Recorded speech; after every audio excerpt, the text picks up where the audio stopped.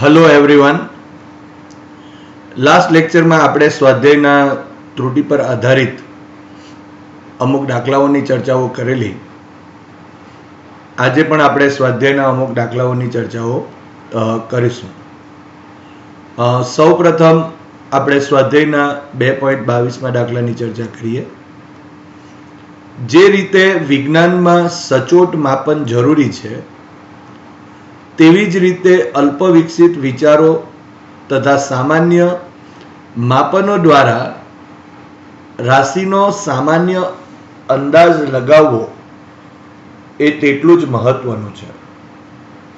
નીચે આપેલા અનુમાન લગાવી શકાય તે માટેના ઉપાયો વિચારો.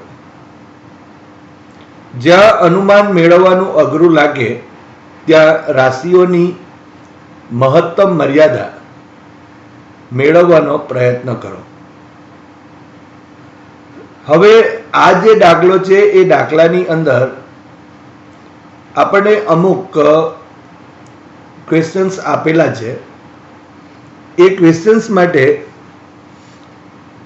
આપણે એ જે રાશિઓ છે એ રાશિનો સામાન્ય અંદાજ લગાવવાનો છે. એટલે કે અહીં એક એપ્રોક્સિમેટ વેલ્યુ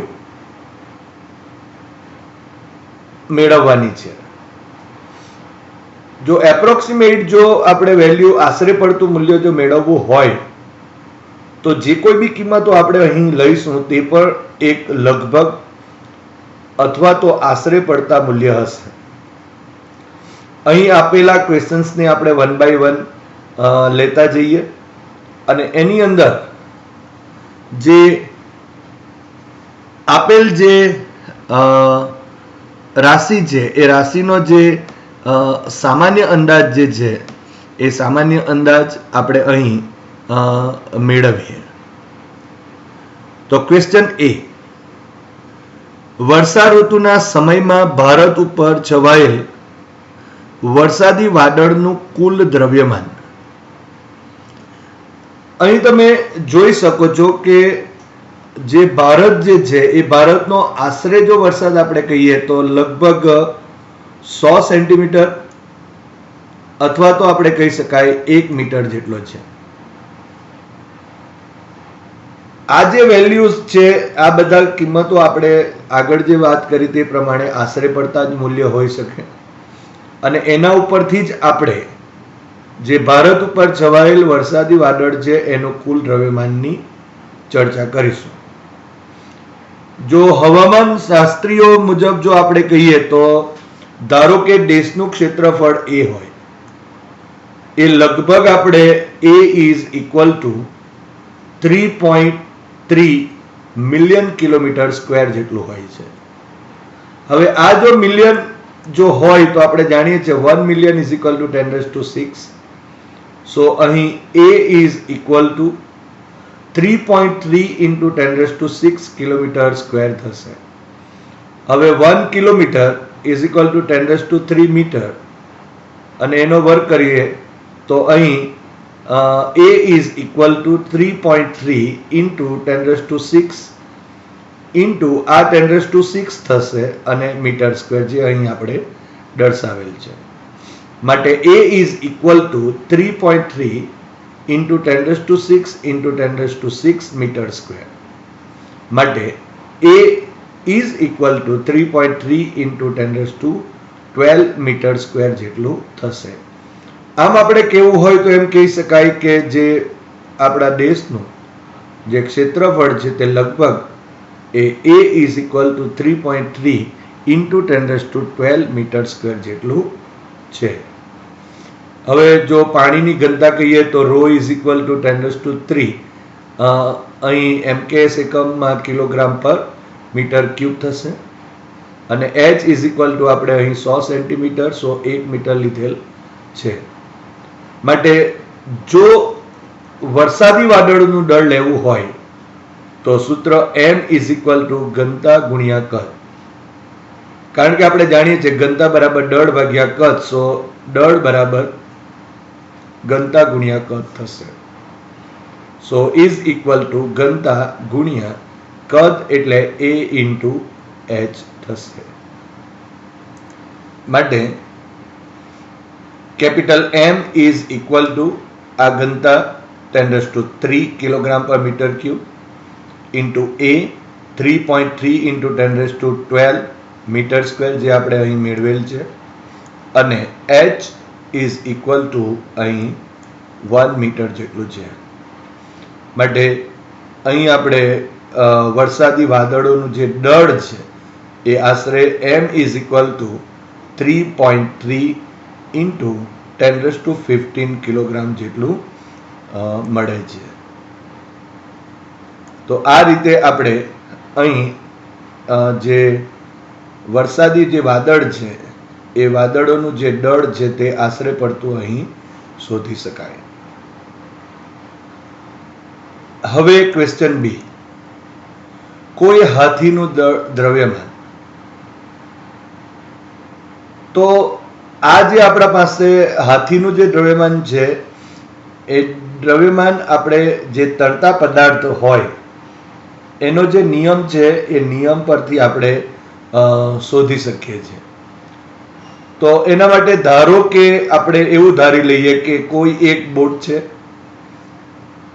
તો એ બોટને ધારો કે પાણીમાં આપણે જો મૂકીએ તો આપણે જાણીએ છીએ કે એ બોટ થોડી ડૂબેલી હોય છે.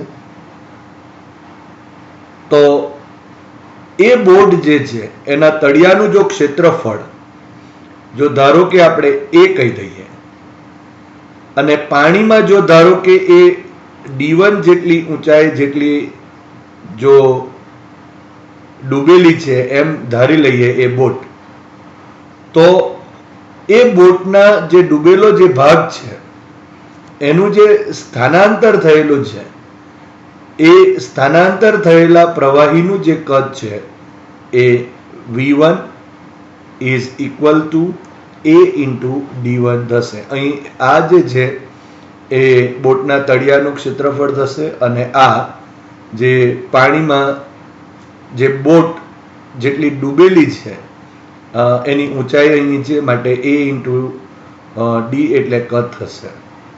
અહીં આપણે એક વાત નોંધી લઈએ કે જ્યારે બોટ પાણીની અંદર અમુક ડૂબેલી હોય ત્યારે એ શું કરશે, જે પાણી છે એ પાણીને પણ ખસેડશે, પરંતુ એ પાણી જે ખસેડેલા પ્રવાહી છે અથવા તો પાણી આપણે કહીએ તો એનું જે કદ, એ કદ જેટલો ભાગ એ બોટનો ડૂબેલો છે એ બોટના ડૂબેલા જે ભાગે જેટલું સ્થાનાંતર કરેલું હશે એટલું જ એ પ્રવાહી પણ ત્યાં ખસેલું હશે. માટે આપણે એમ કહી શકાય કે જે ડૂબેલા ભાગ વડે જે સ્થાનાંતરિત જે થયેલો જે પ્રવાહી અથવા તો પાણીનું જે કદ એ અહીં V1 is equal two A into D1 જેટલું થશે. ધારો કે એને સમીકરણ નંબર 1 કહી દઈએ. હવે ધારો કે આ બોટની અંદર આપણે હાથીને મૂકીએ અથવા તો હાથીને લાવવામાં આવે છે, તો હવે શું થશે કે આ જે પાણી છે એ પાણીની અંદર જે બોટ એ ધારો કે D2 જેટલી ઊંચાઈ સુધી ડૂબે છે. તો હવે એ જે બોટ છે એના ડૂબેલા ભાગ વડે જે સ્થાનાંતર થયેલું જે પ્રવાહી હશે, એટલે કે પાણી કે જેનું કદ આપણે અહીં લખી શકીએ V2 is equal two A into D2 જેટલું થશે. આ બોટની જે તળિયાનું ક્ષેત્રફળ તો તેનું તે જ રહેશે, માત્ર એની જે ઊંડાઈ અથવા તો આપણે કહીએ કે જે ઊંચાઈ જે છે એ અહીં બદલાશે. એટલે કે અહીં જો આપણે કહેવું હોય તો એમ કહી શકાય બોટ વત્તા હાથીના લીધે જે સ્થાનાંતર થયેલા પ્રવાહી છે એનું કદ, અને અહીં માત્ર જે બોટ છે એ બોટ વડે સ્થાનાંતરિત થયેલા પ્રવાહીનું કદ છે. હવે સમીકરણ 1 અને 2 પરથી આપણે હાથીના લીધે સ્થાનાંતરિત થયેલા પ્રવાહીનું કદ જો મેળવવું હોય તો કેપિટલ V લખીએ તો અહીં આ વધારે હશે, સો V2 minus V1, so V is equal two A into D2 minus A into D1 થશે. માટે v is equal two a કૌંસમાં d2 માઇનસ d1 થશે. તો આ રીતે આપણે હાથીના લીધે જે હવે સ્થાનાંતરિત થયેલા જે પ્રવાહી એટલે કે પાણીનું જે કદ છે તે આપણને મળી જશે. હવે ઘનતાના સૂત્ર ઉપરથી આપણે અહીં હાથીનું જે દળ છે, દ્રવ્યમાન છે, એને આપણે શોધી લઈએ. હવે જો પ્રવાહીની ઘનતા જો ρ હોય તો હાથીનું દળ capital M is equal to v into ρ થશે. અહીં જોઈ શકો છો ઘનતા બરાબર દળ ભાગ્યા કદ. સો અહીં ρ is equal to capital M by v. So M is equal to v into ρ થશે. તો આ રીતે આપણે લખી શકીએ. માટે હાથીનું દળ capital M is equal to v ની કિંમત મૂકી દઈએ તો a into d2 minus d1 into ρ જેટલું થશે. હવે ક્વેશ્ચન સી, કોઈ આંધી દરમિયાન પવનની જે ઝડપ છે એ આપણે શોધવાની છે. હવે ધારો કે આ પવનની ઝડપ શોધવા માટે આપણે અહીં આ જમીન પર થી ધારો કે h જેટલા ઊંચાઈ ઉપર અહીં આ બિંદુ A પાસે જ્યારે આંધી ન હોય એટલે કે તુફાન ન હોય ત્યારે આપણે એક હવા ભરેલા ફુગ્ગાને મૂકીએ છીએ. ધારો કે એનું સ્થાન આપણે અહીં A છે. માટે O થી અહીં A સુધીનું અંતર જો h હોય તો OA ઇઝ ઇક્વલ ટુ આપણે h થશે. હવે જ્યારે આંધી આવે છે ત્યારે એ આંધીના લીધે અથવા તો આપણે કહી શકાય તુફાનના લીધે એ જે ફુગ્ગો છે એ t જેટલા સમયમાં અહીં સ્થાન B પાસે જાય છે. હવે જો એ B પાસે જશે તો t સમયમાં ધારો કે એ આ x જેટલું અંતરે ખસે છે. અને એના લીધે શું થશે કે અહીં જે આ જમીન ઉપર જે બિંદુ O છે એ O પાસે એક ખૂણો રચાશે જેને ધારો કે આપણે અહીં થીટા કહી દઈએ. માટે આ જે આકૃતિ છે એ આકૃતિ પરથી આપણે અહીં લખી શકીએ tan theta is equal to સામેની બાજુ ભાગ્યા પાસેની બાજુ. એટલે કે tan theta is equal to AB divided by AO જેટલું થશે, જે અહીં આપણે લખેલ છે. So tan theta is equal to અહીં AB is equal to x છે અને AO is equal to h છે. માટે tan theta is equal to x by h થશે. હવે x ને સૂત્ર કરતા કરી દઈએ તો x is equal to h tan theta થશે. હવે t વડે જો બંને બાજુ જો આપણે ભાગી દઈએ તો અહીં x ડિવાઇડેડ બાય t થશે અને આ તરફ h tan theta divided by t થયું. માટે h tan theta divided by t is equal to અહીં અંતર ભાગ્યા સમય માટે અહીં જે ઝડપ છે એ આપણે મેળવી શકાય. માટે v is equal to h tan theta divided by small t આપણને અહીં સૂત્ર મળે છે. તો આ સૂત્રનો ઉપયોગ કરીને આપણે આંધીની જે ઝડપ છે એ ઝડપ શોધી શકીએ છીએ. અહીં જે કિંમતો મળશે એ કિંમત આપણે અહીં આશરે પડતી કિંમતો હોઈ શકે, આગળ જે ચર્ચા કરી છે તે મુજબ. હવે ક્વેશ્ચન ડી ની ચર્ચા કરીએ. તમારા માથાના વાળની સંખ્યા એટલે કે સામાન્ય રીતે માથાના વાળની જે સંખ્યા હોય એ કેટલી હોય છે તે અહીં શોધવાનું છે. તો આપણે એવું ધારી લઈએ કે ધારો કે જે વ્યક્તિ છે એ વ્યક્તિના માથામાં જે વાળ છે એ વાળ એ 8 સેન્ટીમીટર ત્રિજ્યામાં છે એમ આપણે માની લઈએ. સામાન્ય રીતે જે વ્યક્તિ હોય એનું જે માથું હોય એની સાઈઝ હોય તે પ્રમાણે આપણે અહીં 8 સેન્ટીમીટર આશરે ત્રિજ્યામાં વાળ છે એવું ધારી લઈએ. અને સામાન્ય રીતે વાળની જે જાડાઈ એટલે કે વ્યાસ એ 10 × 10⁻5 મીટર જેટલો હોય છે. એટલે જો અહીં લખવું હોય તો 1 × 10⁻4 મીટર જેટલો થશે. તો અહીં આપણી પાસે બે ત્રિજ્યા મળશે. આ વ્યાસ આપેલો છે માટે સૌપ્રથમ તો વાળની જે જાડાઈ આપેલી છે એના ઉપરથી આપણે એની ત્રિજ્યા શોધી દઈએ. તો અહીં આપણે જો કેવું હોય તો એમ કહી શકાય r = 8 સેન્ટીમીટર. કેપિટલ R એટલે જેટલા માથામાં જે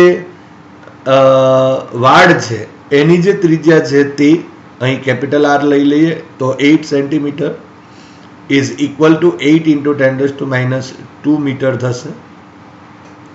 હવે વાળની જાડાઈ અથવા તો વ્યાસને આપણે D for diameter 1 × 10⁻4 મીટર લખીએ તો એના અડધા જો કરી નાખીએ તો 0.5 × 10⁻4 મીટર થશે.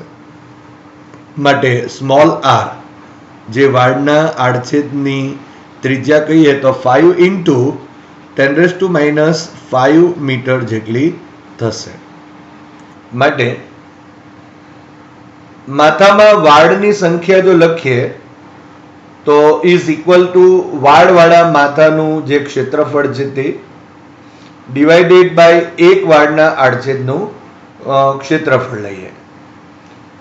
તો માટે કેપિટલ N જે માથામાં વાળની સંખ્યા છે ઇઝ ઇક્વલ ટુ અહીં પાઈ કેપિટલ R² જે માથાનું ક્ષેત્રફળ અને એક વાળના આડછેદનું ક્ષેત્રફળ લખીએ તો પાઈ સ્મોલ r² જેટલું થશે. માટે અહીં પાઈ અને પાઈ એ કેન્સલ આઉટ થશે. માટે N ઇઝ ઇક્વલ ટુ હવે capital R² divided by small r² જેટલું થશે. માટે માથામાં વાળની સંખ્યા capital N is equal to R² divided by small r². હવે capital R is equal to 8 × 10⁻2 whole square અને small r is equal to 5 × 10⁻5 મીટરનો હોલ સ્ક્વેર થશે. માટે અહીં જો આપણે કહીએ તો 8 whole square is equal two 64 અને 10⁻4 અને 5 whole square is equal two 25 × 10⁻10 થઈ. સો અહીં 64/25 કરીશું તો N ઇઝ ઇક્વલ ટુ 2.56 × 10⁶ થશે.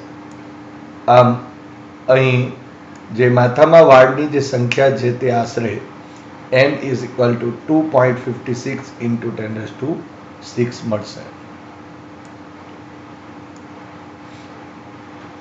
હવે ક્વેશ્ચન E.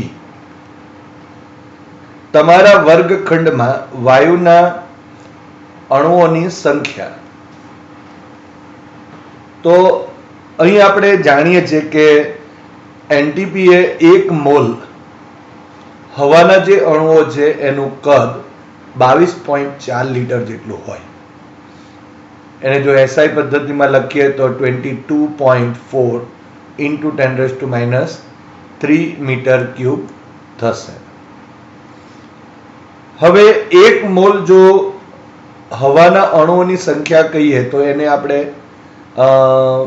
એવોગેડ્રો અંક કહી શકાય અથવા તો એવોગેડ્રો અંક જેટલા હોય. માટે Na ઇઝ ઇક્વલ ટુ 6.023 × 10⁻23 થશે. હવે સામાન્ય રીતે જો આપણે ઓરડાની સાઇઝની વાતો કરીએ તો 10 મીટર બાય 10 મીટર બાય 5 લઈ શકાય, જે આશરે પડતી હોઈ શકે, જે સામાન્ય ઓરડાની સાઇઝ હોય તે. માટે જો ઓરડાનું કદ લખીએ તો 10 × 10 × 5 મીટર ક્યુબ જેટલું થશે. એટલે કે V is equal to 500 metre cube થશે. હવે અહીં જો આપણને 22.4 જે આપેલા છે ઇન્ટુ 10⁻³ મીટર ક્યુબ, આટલા કદ દીઠ જો અહીં જે અણુઓની જે સંખ્યા છે એ સંખ્યા એ એવોગેડ્રો અંક જેટલી જો હોય, એટલે કે Na = 6.023 × 10⁻23 જેટલી હોય, તો આપણે એકમ કદ દીઠ જો લખવું હોય તો Na / 22.4 × 10⁻³ લખી શકાય. તો એનો ઉપયોગ કરીએ તો આપણે તો શોધવાનું શું છે, ઓરડાનું જે કદ આપેલું છે, એટલે એકમ કદ દીઠ જો અણુઓની સંખ્યા આપણને આ મળી જશે, તો અહીં ઇન્ટુ વી કરીશું તો આખા જે ઓરડા છે એની અંદર જે અણુઓની સંખ્યા છે, હવાના અણુઓની સંખ્યા, એ આપણે શોધી શકીએ. માટે અહીં ઓરડામાં અણુઓની સંખ્યા, ધારો કે એને કેપિટલ N કહીએ, તો is equal two Na / 22.4 × 10⁻³ × V થશે. હવે Na V ની કિંમત આપણે અહીં ઉમેરી દઈએ. માટે capital N is equal two Na ની કિંમત 6.023 × 10⁻23 ડિવાઇડેડ બાય 22.4 × 10⁻³ મીટર ક્યુબ જેટલું થશે. અને અહીં કદ જે V = 500 મીટર ક્યુબ જેટલું આપેલ છે. માટે N ઇઝ ઇક્વલ ટુ અહીં 10⁻23 અને આ 10⁻³ ને જો આપણે અંશમાં લઈ જઈએ તો 10⁻26 થશે. અને અહીં 500 × 6.023 ડિવાઇડેડ બાય 22.4 કરીએ તો capital N is equal two 134.44196 મળશે. અને આ ઇન્ટુ 10⁻26 થયું. માટે હવે અહીં આ જે દશાંશ ચિહ્ન છે એને ડાબી બાજુ જો 2 સ્ટેપ જો ખસેડીએ તો અહીં 10⁻² થશે. અને આ ઇન્ટુ 10⁻26, સો 10⁻28 થયા. માટે હવે ઓરડામાં અણુઓની જે સંખ્યા છે એ capital N is approximately equal to 1.344 × 10⁻28 જેટલી થશે. હવે સ્વાધ્યાયનો 2.23મો દાખલો. સૂર્ય એક ગરમ પ્લાઝમા એટલે કે આયનીકૃત દ્રવ્ય છે, જેની અંદરનો ગર્ભ એટલે કે કોર નું તાપમાન એ 10⁻7 કેલ્વિનથી વધારે અને બાહ્ય પૃષ્ઠનું તાપમાન 6000 કેલ્વિન છે. આટલા ઊંચા તાપમાને કોઈ પણ પદાર્થ ઘન કે પ્રવાહી અવસ્થામાં રહી શકે નહીં. પણ સૂર્યની દળ ઘનતા ઘન અને પ્રવાહી અથવા વાયુની ઘનતાઓમાંથી કયા વિસ્તારમાં હોવાની તમને ધારણા છે? તમારું અનુમાન સાચું છે તેની ચકાસણી નીચે આપેલી માહિતી પરથી નક્કી કરી શકો છો. સૂર્યનું દળ 2 × 10⁻30 કિલોગ્રામ અને ત્રિજ્યા capital R is equal to 7 × 10⁸ metre અહીં આપેલ છે. હવે અહીં સૂર્ય છે એની જે દળ ઘનતા છે એ દળ ઘનતા આપણે શોધવાની છે. અને જે સૂર્ય છે એની દળ ઘનતા ઘન અને પ્રવાહી અથવા તો વાયુની જે ઘનતાઓમાંથી કયા વિસ્તારમાં હોય એ આપણે શોધવાનું છે. તો અહીં પણ એપ્રોક્સિમેટ વેલ્યુની જ વાતો થશે, આશરે પડતા મૂલ્યની. આપેલ જે માહિતી છે એના ઉપરથી આપણે સૂર્યની જે ઘનતા છે એ શોધી દઈએ તો સૂર્યની ઘનતા ઇઝ ઇક્વલ ટુ સૂર્યનું દળ ભાગ્યા સૂર્યનું કદ. માટે સૂર્યની ઘનતા ρ is equal to capital M/V, જ્યાં M એ સૂર્યનું દળ અને કેપિટલ V એ સૂર્યનું કદ હશે. માટે rho is equal to capital M divided by 4/3 pi R cube. So અહીં આ જે 3 છે એ છેદના છેદમાં છે માટે અંશમાં જશે, માટે rho is equal to 3M divided by 4 pi R cube થશે. હવે capital M is equal to 2 into 10⁻30 kilogram છે અને capital R is equal to 7 into 10⁸8 metre જેટલું આપેલ છે. અહીં કિંમત મૂકી દઈએ. સો ઇઝ ઇક્વલ ટુ અહીં 3 ઇન્ટુ 2 ઇન્ટુ 10⁻30 એમની કિંમત 2 ઇન્ટુ 10⁻30 કિલોગ્રામ ડિવાઇડેડ બાય અહીં 4 ઇન્ટુ પાઈની કિંમત 3.14 ઇન્ટુ અહીં આરની કિંમત 7 ઇન્ટુ 10⁸8 હોલ ક્યુબ થશે. સો અહીં અંશમાં rho is equal to 6 into 10⁻30 divided by 4 into 3.14 into 7નો ક્યુબ થયો અહીં 343 ઇન્ટુ અહીં 10⁻8 અને હોલ ક્યુબ, સો 10⁻24 થશે. હવે અહીં આપણે 10⁻30 છે અને અહીં 10⁻24, સો અને અંશમાં લઈ જઈએ તો 10⁻−24 થયા, માટે અહીં 10⁻6 બાકી રહેશે. અને અહીં 6 ડિવાઇડેડ બાય જો 4 ડિવાઇડેડ બાય 3.14 ઇન્ટુ 343 જો આપણે કરીએ તો રો ઇઝ ઇક્વલ ટુ 0.0013927 મળશે. માટે રો ઇઝ ઇક્વલ ટુ અહીં 0.0013927 ઇન્ટુ 10⁻6 જેટલું થશે.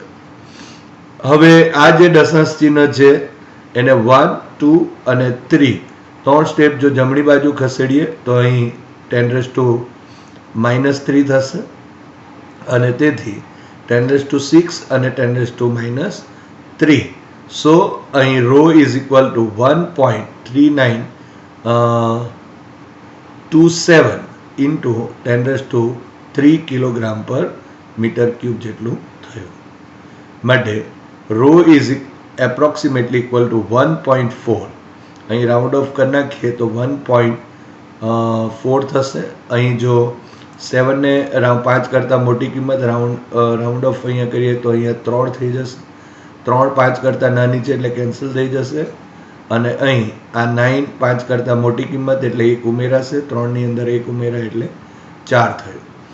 માટે rho is approximately equal to 1.4 into 10⁻³ kilogram પર મીટર ક્યુબ થયું.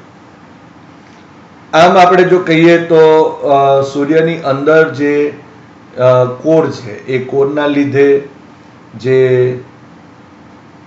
અંદરની તરફ જે બહારનું જે સ્તર છે એ બહારના સ્તર પર ગુરુત્વાકર્ષી બળ જે આપણે કહીએ છીએ આકર્ષી બળ લાગે છે અને એના લીધે જ આ જે પ્લાઝ્મા છે એ પ્લાઝ્માની જે ઘનતા છે તે આટલી વધારે મોટી હોય છે એમ કહી શકાય.